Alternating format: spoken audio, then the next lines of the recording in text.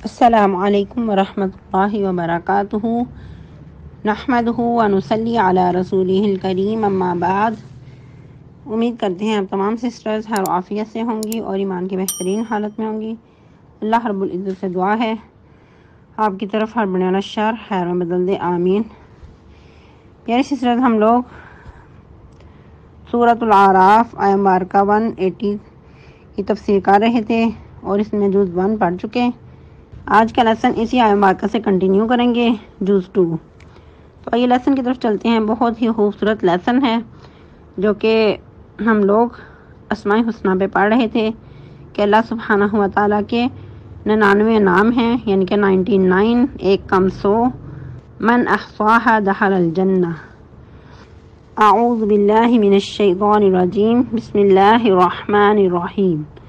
وَلِلَّهِ الْأَسْمَاءُ الْحُسْنَى فَادْعُوهُ بِهَا وَذَرُوا الَّذِينَ يُلْحِدُونَ فِي أَسْمَائِهِ سَيُجْزَوْنَ مَا كَانُوا يَعْمَلُونَ۔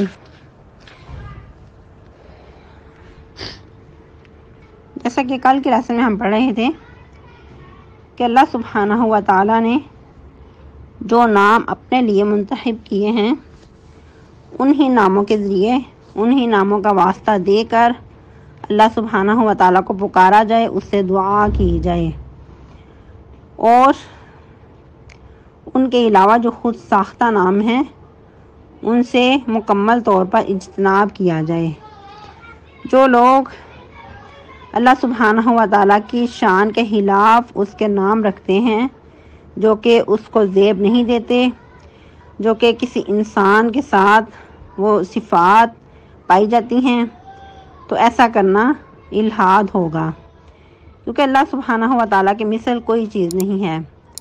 جیسا کہ ایک مقام پہ اللہ سبحانہ و تعالیٰ قرآن مجید میں ہی فرماتے ہیں، لیس کمثلہ شیء، اس جیسی کوئی بھی چیز نہیں ہے۔ پھر ایک اور مقام پہ بھی فرمایا، فلا تضربوا للہ الامثال، کہ اس کے لیے مثالیں نہ بیان کرو، یعنی کہ کسی چیز کے ساتھ اللہ سبحانہ و تعالیٰ کو مشابہت نہیں دینی چاہیے، یہاں تک کہ اس کے بارے میں سوال بھی نہیں کرنا چاہیے۔ جیسا کہ عرش کے بارے میں ہے کہ اللہ سبحانہ و تعالیٰ عرش پہ مستوی ہیں، الرحمن علی العرش استویٰ۔ اب انسان پوچھے کہ عرش کیسا ہے، اس کی کیفیت کیا ہے، اللہ سبحانہ و تعالیٰ اس پہ جلوہ افروز ہیں، تو وہ کس کیفیت میں ہیں؟ تو ایسا سوال کرنا بھی سلف و صالحین کے نزدیک بدعت ہے۔ اللہ سبحانہ و تعالیٰ ویسے ہیں جیسے ان کی شان کے لائق ہے، اور ویسے ہی مستوی ہیں جیسے اس کی شان کے لائق ہیں۔ اسی لیے اللہ سبحانہ و تعالیٰ آیہ مبارکہ کے اندر ہی فرما رہے ہیں، وَذَرُوا الَّذِينَ يُلْحِدُونَ فِي أَسْمَائِهِ، اور چھوڑ دیجئے ان لوگوں کو جو اس کے ناموں میں الحاد کرتے ہیں، یعنی کہ اس کے ناموں میں کجروی کرتے ہیں، اس کے ناموں میں مبالغہ آرائی سے کام لیتے ہیں، اس کے ناموں میں انحراف کرتے ہیں، تو ایسے لوگوں کو ان کے حال پہ ہی چھوڑ دینا چاہیے۔ یاد رہے کہ الحاد لحد سے ہے۔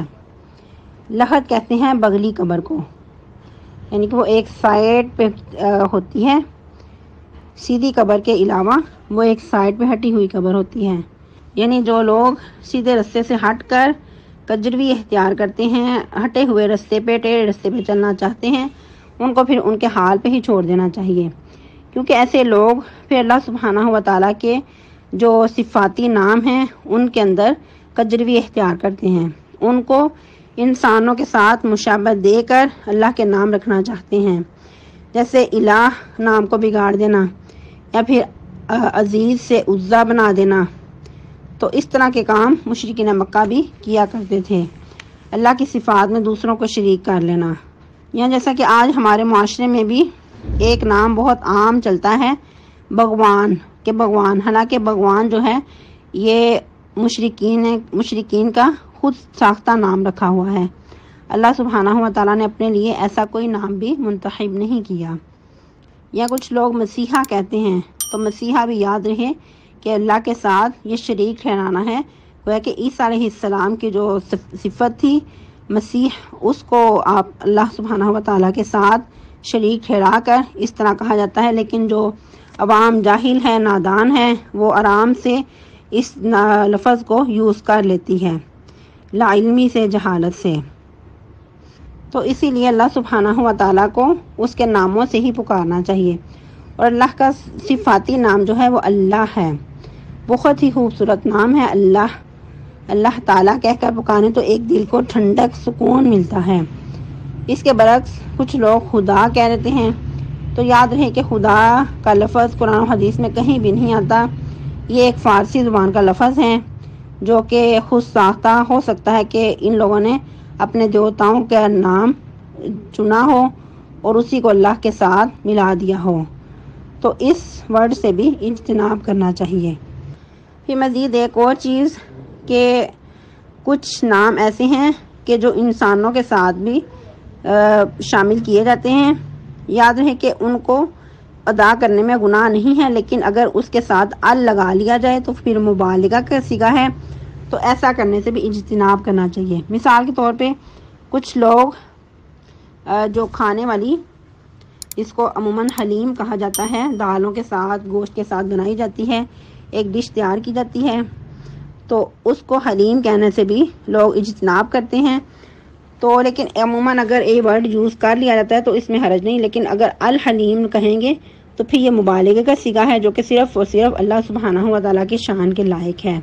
اسی طرح کچھ لوگ عبد المتین نام رکھ لیتے ہیں، پھر متین کہتے ہیں، اور کچھ لوگ کہتے ہیں کہ یہ متین تو اللہ کا نام ہے، تو اس میں بھی حرج نہیں اگر کوئی کسی انسان کو متین کا کہہ لیا جائے، لیکن اگر ال ساتھ لگائیں گے تو پھر یہ مبالغے کا صیغہ ہوگا، تو اس سے مبالغہ آرائی سے بچنا ہے۔ جیسے کہ الرحیم، الرحمن، یہ مبالغہ ہے، تو یہ صرف جو مبالغہ آرائی ہے، جو اس کے اندر شدت ہے، وہ اللہ سبحانہ و تعالیٰ کے ہی ذات کے لائق ہے۔ پھر مزید الحاد کیا ہے کہ اللہ سبحانہ و تعالیٰ کے ناموں کو جادو ٹونوں میں استعمال کرنا، تعویذات میں استعمال کرنا، تو یہ بھی الحاد ہے، اس سے بھی اجتناب کرنا چاہیے۔ ان چیزوں کے پیچھے نہیں پڑنا چاہیے، ان چیزوں کے پیچھے انسان جو پڑتا ہے یقیناً اپنے ایمان کو ہی گنوا دیتا ہے۔ اور الحاد کی اور بھی کئی قسمیں ہو سکتی ہیں، اگر آپ اس پہ مطالعہ کرنے لگیں تو آپ کو بہت ہی زیادہ اس کے بارے میں وسیع علم حاصل ہو جائے کہ لوگوں نے کس طرح اللہ سبحانہ و تعالیٰ کے ناموں میں، اللہ سبحانہ و تعالیٰ کی صفات میں الحاد سے کام لیا، جو کہ اللہ سبحانہ و تعالیٰ کی شان کے لائق نہیں ہے۔ تو اللہ سبحانہ و تعالیٰ کیا فرما رہے ہیں کہ جو ایسا کرتے ہیں، اس کے ناموں میں الحاد کرتے ہیں، ان کو ان کے حال پہ چھوڑ دینا چاہیے۔ پھر ایک وقت آئے گا کہ اللہ سبحانہ و تعالیٰ خود ہی ان کے اعمال کی ان کو جزا سزا دیں گے۔ سَيُجْزَوْنَ مَا كَانُوا يَعْمَلُونَ، ان قریب وہ سزا پائیں گے جو کچھ وہ اعمال کر رہے تھے۔ یہ ایسا چھوٹا سا جملہ ہے کہ جو انسان کے لیے فیصلہ کن ہے، کیونکہ ایسے جو مشرکین ہوتے ہیں، ان کی عقل کم ہوتی ہے، ان کی عقل میں بات نہیں آتی، ان کو ہر طرح کے دلائل سے سمجھانا چاہیں لیکن ان کی سمجھ میں نہیں آتا، آخرکار ان کے بارے میں فیصلہ کن جملہ کہہ کر ان کا معاملہ اللہ کے سپرد کر دیا گیا کہ جو کچھ وہ کرتے ہیں خود ہی اللہ کے ہاں اس کی جزا پا لیں گے۔ آج کے لیے اتنا ہی کافی ہے۔ آپ لوگوں نے الحاد کے بارے میں مزید ریسرچ کر کے تو لیسن میں اس کو ایڈ کرنا ہے، اور اس کے علاوہ ایک اور دعا ہے، بہت ہی خوبصورت ہے دعا، جو کہ نبی صلی اللہ علیہ وسلم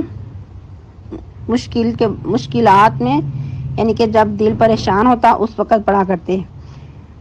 دعا کیا ہے؟ لا الہ الا اللہ العظیم الحلیم، لا الہ الا اللہ رب العرش العظیم، لا الہ الا اللہ رب السماوات و رب العرش و رب العرش الکریم۔ یہ بہت ہی خوبصورت دعا ہے، یہ بھی آپ لوگوں نے زبانی یاد کر کے لیسن میں سنانی ہے۔